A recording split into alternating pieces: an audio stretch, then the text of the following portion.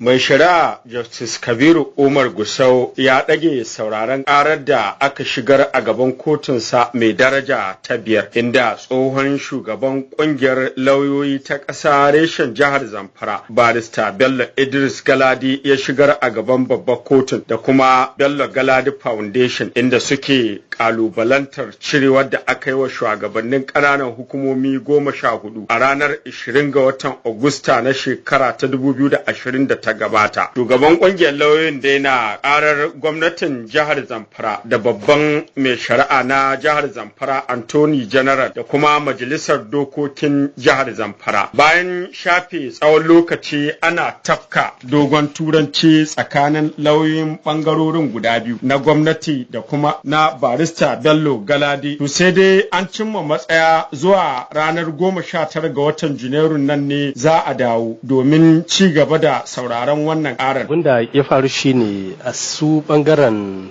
lauyoyi na ita majalisar dokoki ta jihar Zamfara a su ne suka rubuta takarda cewa suna son a daga musu ta wannan shari'a a wannan zama na yau ba za su samu zuwa ba. Inda kuma mai shari'ar ya umarci dukkan lauyoyin waɗanda ake ƙara su tabbatar da sun gabata a gaban kotu. To bayan fitowar ne a cikin kotu sai muka tuntuɓi tsohon shugaban ƙungiyar lauyoyi Barista Bello Galadi wanda shine ke ƙarar dangane da yadda yake kallon yadda shari'ar ke tafiya da kuma yadda aka ɗage wannan shari'a. Mana bayani. Da farko dai abin da ya ja ra'ayina akan ita wannan shari'a shine na fahimci kamar an yi abin da ba daidai ba. Ni a fahimta ta an saba doka na cire waɗannan shugabanni na ƙananan hukumomi 14 na jihar Zamfara, kuma duk abin da ya kamata in yi na jawo hankalin hukumomi cewa hakan ba daidai bane ya ci tura. So shi yasa na gaban da wani zaɓi illa in je kotu in nemi kotu ta fassara mana shin mu ne daidai ko kuma bangaren gwamnati ne daidai. So muna son kotu ta tantance idan cire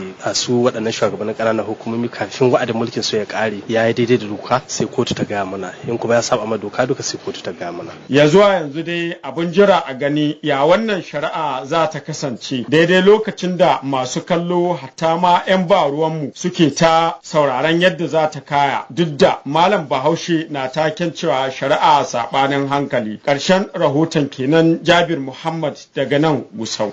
Mai shari'a Justice Kabiru Umar Gusau ya ɗage sauraron ƙarar da aka shigar a gaban kotunsa mai daraja ta 5, inda tsohon shugaban ƙungiyar